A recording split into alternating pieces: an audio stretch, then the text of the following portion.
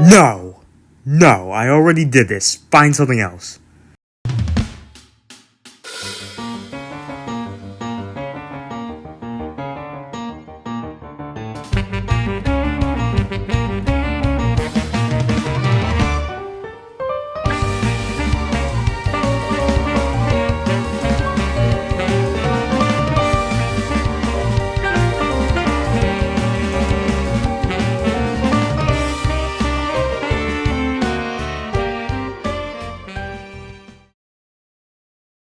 Plants vs. Zombies is a tower defense game made in 2009 by PopCap Games. It was initially released on Mac and Windows, but has been ported to a whole bunch of consoles, phones, and most importantly, the DS. Okay, well, maybe not the most important one. I think mobile is more important because even grandma can play it. Well, we talk about the DS one because I can. Oh no! It is the dive rocket launcher! Take action regarding that individual. Relax, I'll handle it. I am the angry pumpkin. The gameplay is phenomenal, and the concept is very easy to understand. You, the player, have to defend your house from zombies eating your brain. How? By using plants in your lawn. It starts out simple with you only having one lane to plant. You only got the pea shooter at first and basic zombies to go against. An easy win.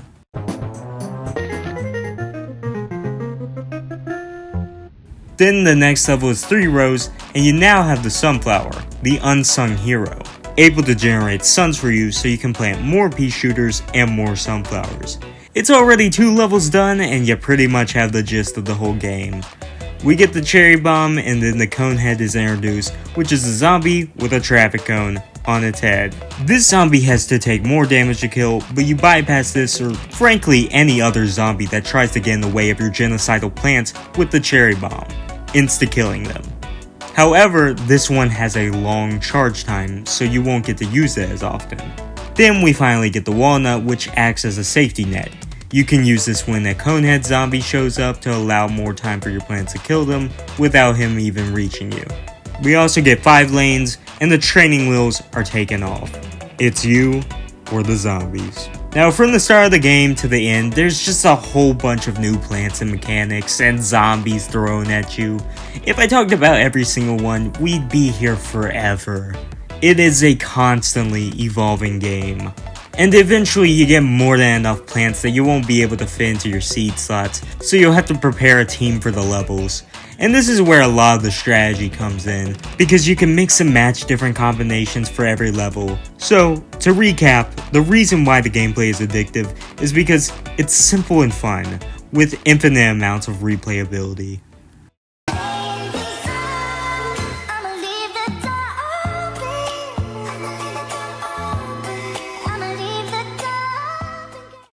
Good.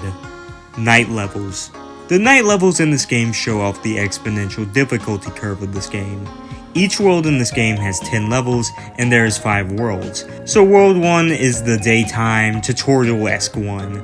World 2 is in the nighttime. No sun for you to collect because there is no sun.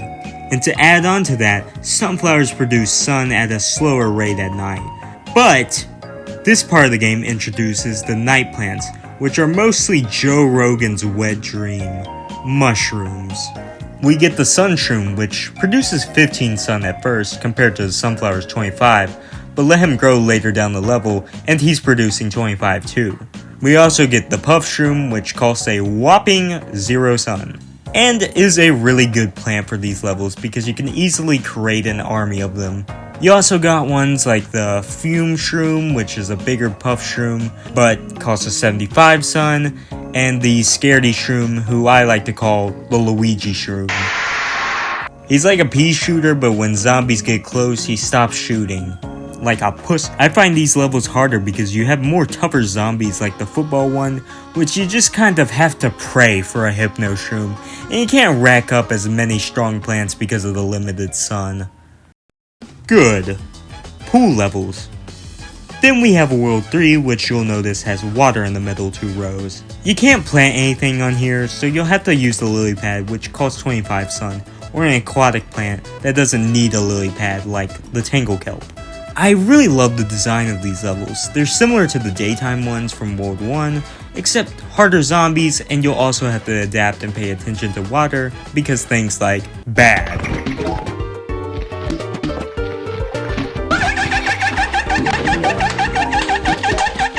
good, music. As I said in the Mango Thug stream at twitch.com, Look at the music, bro. Look at the music. Look at the music. Open your eyes. Open your eyes and look at the music. I love the music. And, you know me, it's really hard to describe the music, so here's 5 tracks that I like. Skip ahead if you don't want to listen to the f***ing music for whatever reason.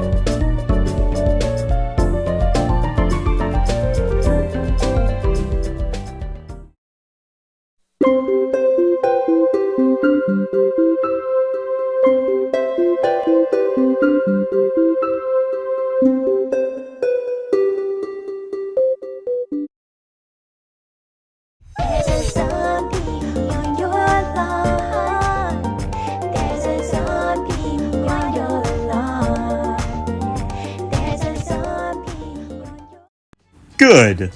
Designs. Another thing that I love is the designs of these plants. You got simple ones like the pea shooter. He shoots peas. But you also have things like the cattail, which is just a cat. It's not just the designs that are good, it's also the names. They ooze dad pun energy. There's the aforementioned cattail, the walnut, which is a pun on a wall, which is sturdy and blocks off things, and walnut, which it's based off of, and squash, which is what it's called, but also what it does. These names are funny, and they also tell you what they do, which is great, intuitive design. Bad. Fog levels.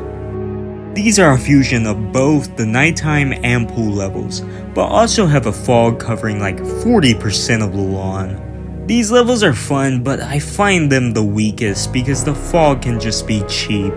You can't see the zombies in the fog unless you use a lantern or a blower. Bad.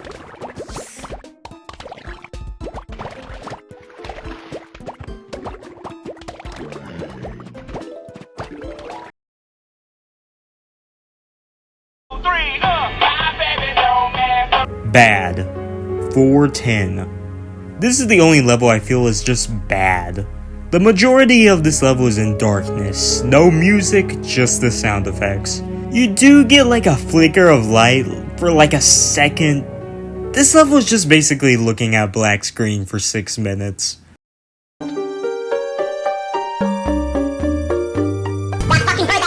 Good. Minigames. Throughout your adventure, you unlock minigames to play, and even play some of them in the campaign. These are another thing that adds to the replayability of this game.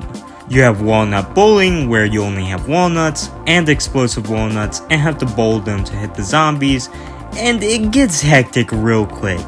The vase minigame, where you have a bunch of vases, some contain plants, some contain zombies, so you have to make every plant count and be smart about their placement. Zombotany, where the plants are on the heads of the zombies, so a zombie with a pea shooter head can shoot peas at you and eat you. Walnut ones take more hits to beat. It's pretty hard. There's also a slot machine. Let's go gambling! Aw, dang it. Good. Rooftop levels. These are a great final challenge. You can't exactly plant plants on a roof, so you have to use pots. These are like lily pads and cost 25 sun. There are all kinds of difficult zombies here. Bungee zombies just steal your plants from you. Ladder zombies just ignore the plant in front of them and go into your backlines. Catapult zombies just run over your plants. And finally the Gargantuar, which is basically like a mini boss. These sport an immense health bar and throw their little imp buddies in your backline. And instant kill plants won't instantly kill them, but do take a chunk of their health. It's a blessing they only show up for the final 3 levels. Good. Final boss. I love this final boss. It's Zomboss, an evil scientist zombie who is the leader of the undead enemies. You don't get to pick which plants you want. You only get pots, the pole plants, jalapeno, and the ice shroom. He, of course, spams the hardest zombies like multiple gargantuars, catapults, and bungees. He can throw an RV to squish your plants, and make fireballs and ice balls as the icing on top. They have to be countered with jalapeno or ice shrooms, or else your plants will be flat Stanley. When he does come down though, you can freeze him and hit him with all you got. This is the toughest challenge of the campaign, and a very fitting end to an enjoyable game. That is Plants vs. Zombies, a very creative game, and a pleasure to play.